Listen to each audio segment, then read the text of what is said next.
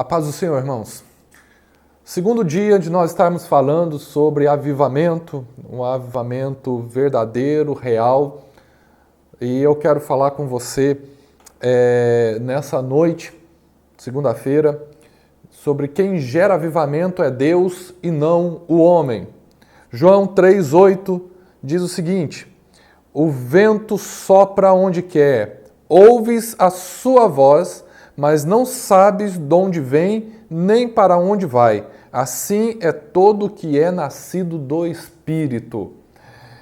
Queridos, a realidade é o seguinte: nós vivemos numa época onde muitas pessoas começaram a colocar o poder do avivamento em homens, em líderes. Isso gerou uma idolatria no nosso meio. Líderes que falam bem, líderes que demonstram um tipo de espiritualidade, se tornaram sinônimos de avivamento. E nós começamos a perder totalmente o foco. Porque se tem uma coisa que Deus não vai colocar no poder do homem, na condição do homem, é a capacidade de ser aquele que gera avivamento. Porque homem nenhum, ele vai se engravidar do avivamento. O avivamento é algo puramente que vem de Deus. Só Deus tem a capacidade de gerar e de fazer nascer o avivamento no meio do povo. Sendo assim, uma das coisas que mais acontece, aí sim o homem tem capacidade de promover, se chama animamento. O animamento é uma capacidade que eu, como qualquer pastor, tenho capacidade. Seja cantando, seja falando bem, tendo uma boa oratória, seja tendo um ótimo ambiente com luzes, refletores, uma série de coisas. Pastores têm condições, com certeza, de gerar animamento. Mas avivamento, ele não está preso às luzes que nós jogamos no templo. Avivamento, ele não está preso à minha capacidade de oratória. Avivamento, ele não está preso a quanto eu canto bem ou o tipo de roupa que eu visto ou deixo de vestir. Avivamento não é a capacidade de eu ser simpático ou não ser simpático, porque avivamento não tem nada a ver comigo, avivamento é algo de Deus para o homem. Então, muitas vezes nós nos apegamos à capacidade de líderes trazerem um animamento e pensamos que é um avivamento. E isso gerou em muitos líderes o pensamento ou a ideia que eles são produtores de avivamento. Que são eles que produzem. E nós não produzimos. Nós não geramos. A única coisa que nós conseguimos como líderes, na verdade, é gerar movimentos. Movimentos puramente humanos. Eu, como líder, o máximo que eu posso conseguir é gerar movimento humano com emoção e com barulho. Isso eu tenho capacidade. Mas isso não tem nada a ver com avivamento. Isso é passageiro. Um culto você pode chorar, mas a hora que você sair da porta para fora, você pode voltar e ficar do mesmo jeito que você estava. Um culto pode ser barulhento, mas a hora que você sai, a pessoa continua a ter a mesma vida. O grande problema é que por causa desses líderes, nós começamos a definir o formato do culto como avivamento. Nós começamos a definir isso. A igreja não está avivada, a igreja está fria, a igreja está quente. Nós começamos a querer ter a capacidade de ter o termômetro do avivamento nas nossas mãos. E guarde uma coisa, eu e você não temos o termômetro do avivamento, isso pertence a Deus, somente a Deus. E o avivamento é outra coisa totalmente diferente do que isso que muitas vezes pensamos. O texto que nós lemos vai contar a história de um homem chamado Nicodemos, queridos. Nicodemos era um fariseu e era um dos principais dos judeus, inclusive, que a Bíblia diz. E ele reconhece, no meio de toda a sua crença, ele reconhece quem é Jesus e quem é Jesus verdadeiramente. Ele reconhece que Jesus vinha de Deus. Ele entendia qual era a posição de Jesus. E após esse reconhecimento que ele tem de Jesus, a Bíblia nos diz que Jesus fala para ele sobre o princípio do nascer de novo. E Jesus continua dizendo que sobre esse princípio do nascer de novo, a pessoa precisava não nascer da carne, mas nascer da água e do Espírito. E aí, no versículo 8, ele diz o seguinte, no versículo 7 e 8 ele diz, não te admires de eu te dizer, importa-vos nascer de novo. Ele não está perguntando, ele está afirmando. E aí ele continua, o vento sopra onde quer, ouves a sua voz, mas não sabes de onde vem, nem para onde vai. Assim é todo que é nascido do Espírito. Ou seja, mais do que nascer da água, ele fala que você também precisa nascer do Espírito. E muitas vezes nós não nascemos do Espírito. E ele usa essa metáfora para dizer, através do vento, onde ele diz, o vento vai para onde quer. Ele não obedece leis humanas, o vento. Ele não obedece os princípios humanos. O vento tem a sua própria lei. Só Deus sabe para onde ele vai. O vento não é determinado pelo humano. Ele vai para onde ele quer. Provavelmente naquele momento em que ele conversa com Nicodemos, provavelmente uma brisa, um vento passa e ele usa isso para exemplificar para ele. Você precisa nascer do Espírito, só que entenda o seguinte, sabe? Assim é quem é nascido do Espírito.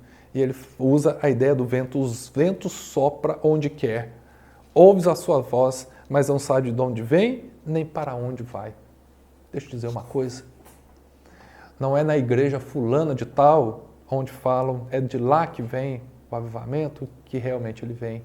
Não é através de fulano de tal, que prega, olha, vamos seguir fulano de tal, porque ali está o avivamento. O avivamento ele vem de Deus, e como Deus forma é do jeito que ele quer. Deus não é seletivo, Deus vai fazendo as coisas acontecerem. Agora, existem princípios que nós precisamos entender sobre o avivamento que sim são inegociáveis. Porque esse vento, ele está preso a princípios, não a pessoas. Esse vento, ele está preso a valores, não a pessoas. Ou não a templos ou denominações X, Y, Z. E quais que são? O que a gente pode aprender? Em primeiro lugar, uma nova experiência de convicção do pecado entre os salvos. É isso que o avivamento faz. É dessa maneira que ele vem. Sabe, queridos?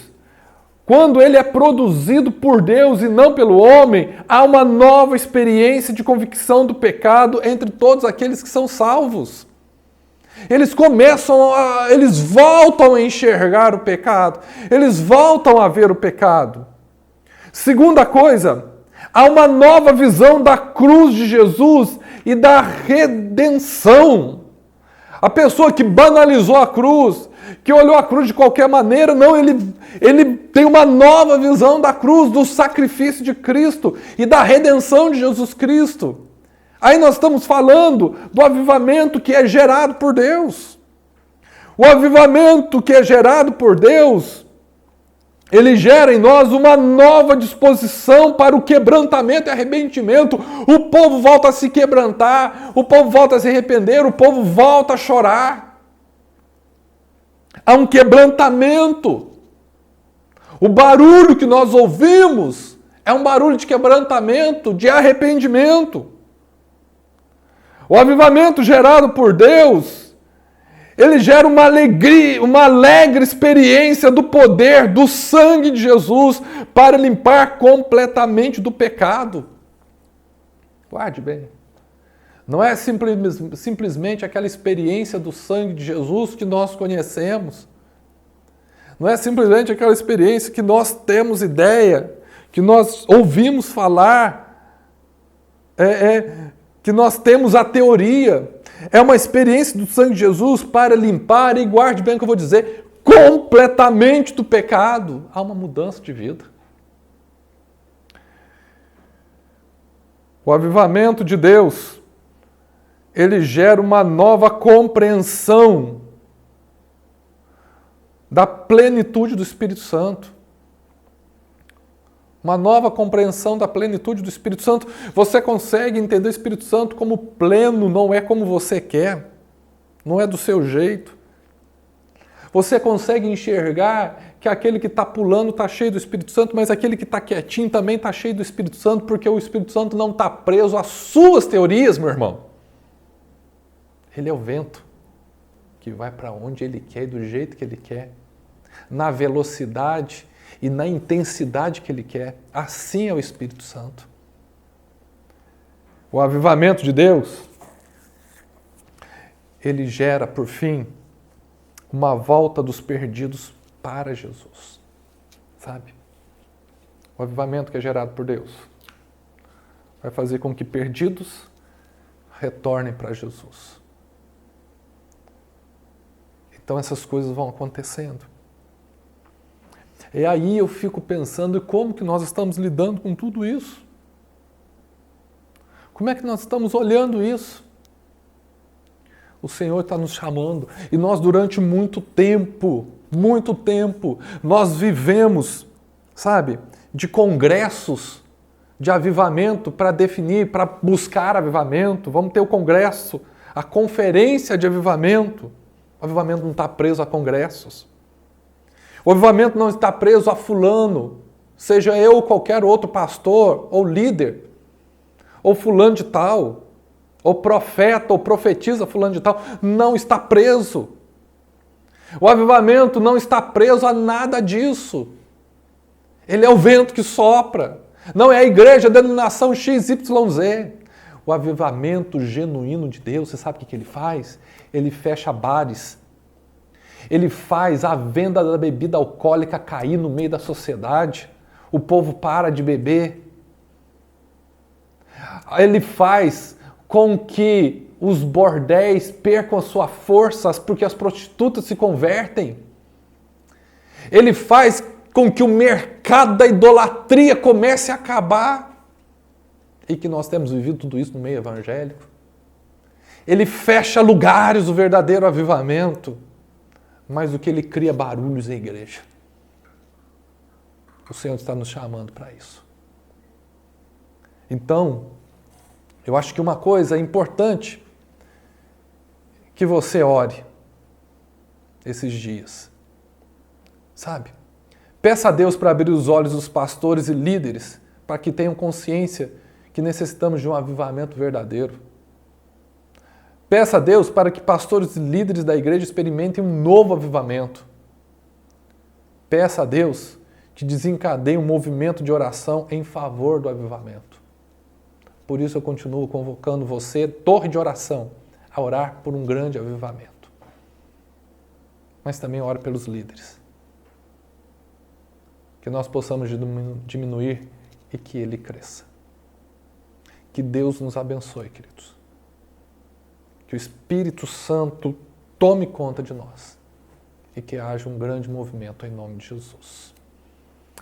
Pai querido, oramos e agradecemos por tudo, colocamos a vida de cada um nas tuas mãos, meu Deus. E que nós possamos entender que um avivamento verdadeiro é gerado pelo Senhor e não por nós homens. Que a tua boa mão esteja sobre nós. Muda, meu Pai. Meu Deus, que haja um avivamento no meio da liderança evangélica, no meio da liderança cristã, meu Deus. Que pastores que estão brincando de avivamento realmente vivam um verdadeiro avivamento. Que pastores que estão brincando com a graça vivam realmente o que é graça e o que é justiça. Em nome de Jesus, nós te louvamos e agradecemos. Amém. Até amanhã, 8 horas da noite, em nome de Jesus. E aí, com o culto, nosso culto de ensino, que ainda vai estar falando sobre avivamento. Um grande abraço e Deus abençoe.